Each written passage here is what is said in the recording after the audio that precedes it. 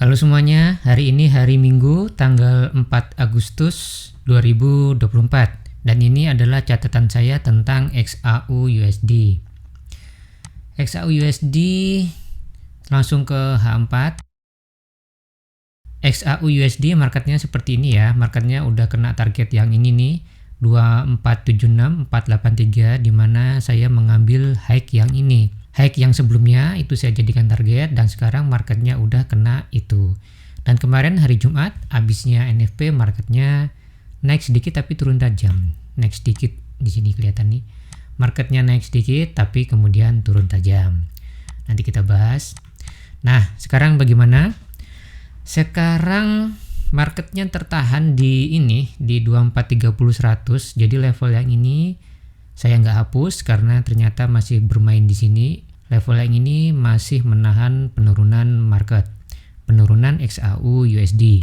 Oke, jadi melihat market yang seperti ini ada 3 skenario yang terpikirkan oleh saya. Skenario pertama seperti ini, marketnya besok turun di sini, kemudian ada double bottom, triple bottom, ataupun sinyal lain yang biasanya Anda pakai, sinyal bullish maksud saya ya. Kalau itu terjadi maka bisa open buy ke sana. Karena target yang ini udah dicapai, maka target kita berikutnya adalah 2516. 2516 kemudian ada 2565. Seperti itu ya. Itu skenario yang pertama. Skenario yang kedua, kalau di sini nggak dapat apa-apa, maka untuk buy kita harus nunggu di atas 2476483 di atas ini. Kita nunggu marketnya ke atas, ini breakout seperti ini, kemudian kita cari pullback dan cari sinyal buy, entah apapun itu.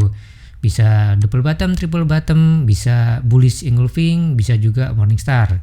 Kalau fokusnya buy, biasanya saya menggunakan pattern-pattern yang tadi itu untuk acuan entry. Tapi kalau Anda punya acuan yang lain ya bisa digunakan juga. Tinggal disesuaikan saja dengan strategi entry masing-masing. Targetnya tetap. Target yang pertama adalah 2516.000, kemudian 2565. Nah, seperti itu ya. Itu 2 skenario yang pertama.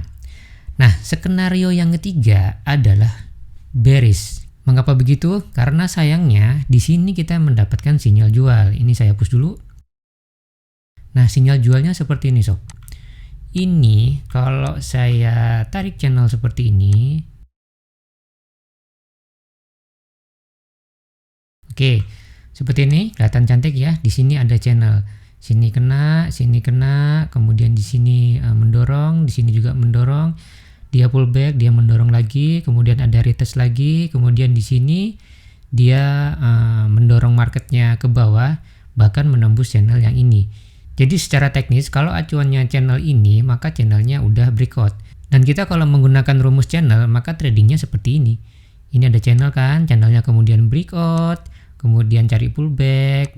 Di sini mungkin ada sesuatu sinyal bearish, apapun itu, maka secara teori ini bisa digunakan acuan untuk entry sell.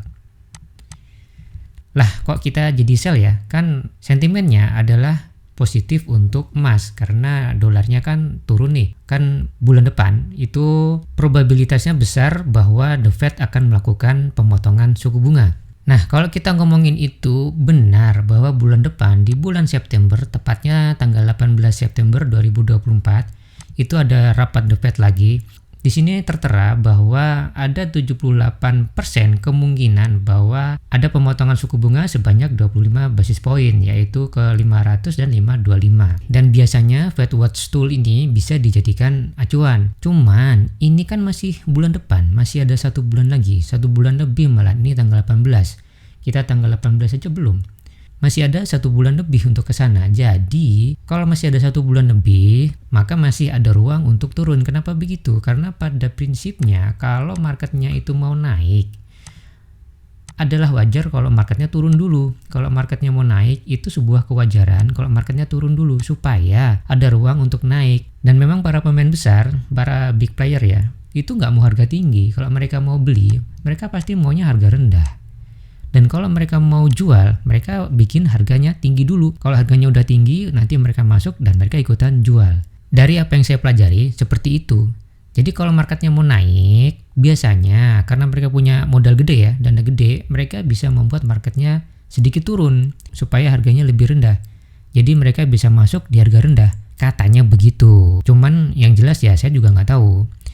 Para pemain besar itu siapa kan juga kita nggak kenal juga kan, saya juga nggak kenal kan. Cuman kan katanya itu institusi, hedge fund dan segala macamnya itulah. Tetapi persisnya siapa saya juga nggak tahu sebenarnya kawan-kawan. Cuman dari apa yang saya pelajari selama ini seperti itu. Kembali lagi, itu artinya kalaupun marketnya mau turun itu hal yang wajar.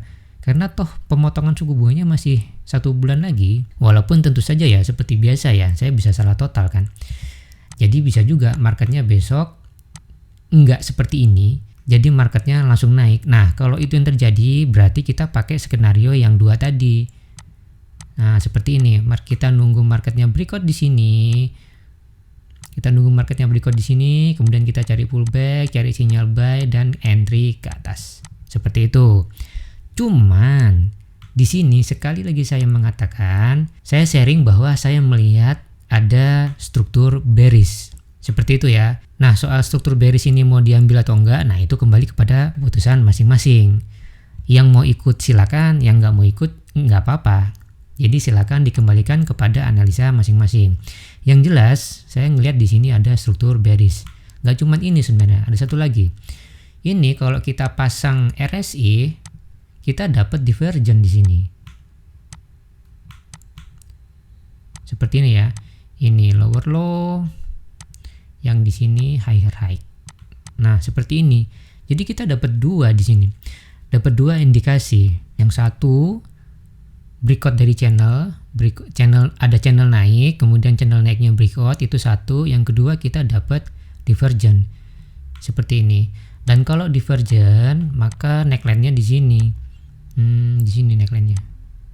Oke. Ini saya hapus dulu. Kalau di sini neckline, maka di sini invalidasinya. Sama nih di area resisten juga. Saya kasih tanda merah ya. Oke, kalau kita mau pakai strategi divergent, maka stop loss-nya di atas sini. Dimanapun itu. Di sini stop loss dan entry-nya di sini. Area entry. Saya tandain juga. Oke, seperti ini ya. Dan untuk strategi seperti ini ada 2 tips. Yang pertama adalah entry sedekat mungkin dengan stop loss, itu yang pertama. Dan yang kedua adalah ini candle nggak boleh lagi masuk ke sini. Jadi kalau besok ada candle yang ke atas kemudian dia closing di sini seperti ini, ini jelek. Ini channelnya nggak berlaku. Jadi support yang channel ini, garis support dari channel ini harus menahan market ya. Marketnya nggak boleh masuk lagi. Kalau marketnya naik dan dia bertahan di area support dari channel ini, itu malah sinyal ketiga bahwa channel ini valid sob. Dan kalau ini valid ya berarti marketnya akan terdorong turun dulu. Turun sampai mana? Turun sebentar. Yang jelas di sini ya. Oke, yang jelas di sini ini ada support kuat 2430 100. Kemudian di ini belum colek nih, yang ini belum colek. Oke. Jadi kalau marketnya terdorong turun, ada 2 hambatan. Hambatan yang pertama di 2430 100, kemudian hambatan kedua di garis support yang ini. Seperti itu ya. Saya pikir sih marketnya nggak akan sampai sini sih harusnya. Kalau ini cuman koreksi ya, seharusnya nggak sampai sini sih. Mungkin paling kenceng sampai sini, mungkin. Tapi ya saya bisa salah kan, seperti biasa ya. Oke, jadi apakah minggu depan saya akan sell? Mungkin saya akan sell. Atau saya akan cari buy, ya mungkin juga. Tergantung struktur mana yang nanti muncul duluan. Kalau di area sini ada sinyal yang bagus untuk buy, kemungkinan saya akan buy. Tetapi kalau marketnya naik, kemudian dia tertahan di sini, dan dia memvalidasi channel ini, kemungkinan saya juga akan sell juga. Jadi ikut sell dulu. Dan satu lagi, kalau kita melihat harga secara keseluruhan, memang harganya udah mahal untuk emas. Kalau dia mau naik, seharusnya memang dia turun dulu. Dia cari ruang untuk buy. Kemudian kita lihat kalender.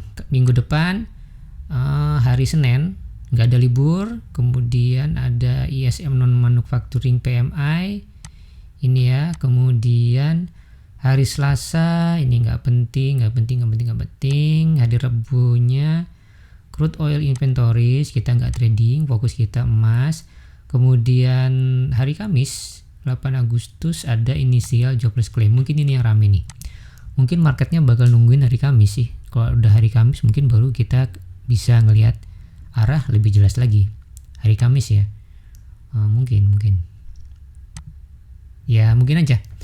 Oke, apapun itu nanti kita lihat aja marketnya sama-sama. Kayaknya udah cukup, sampai di sini dulu videonya. Seperti biasa silahkan dibaca disclaimer-nya, tidak ada jaminan apapun dari saya. Saya bisa salah total, karena itu Anda sendiri yang bertanggung jawab terhadap keputusan yang Anda ambil. Yang baru join, saya ucapkan selamat datang. Semoga apa yang saya sampaikan di sini bisa bermanfaat untuk kita semua. Sampai di sini dulu videonya, kita ketemu lagi di video selanjutnya.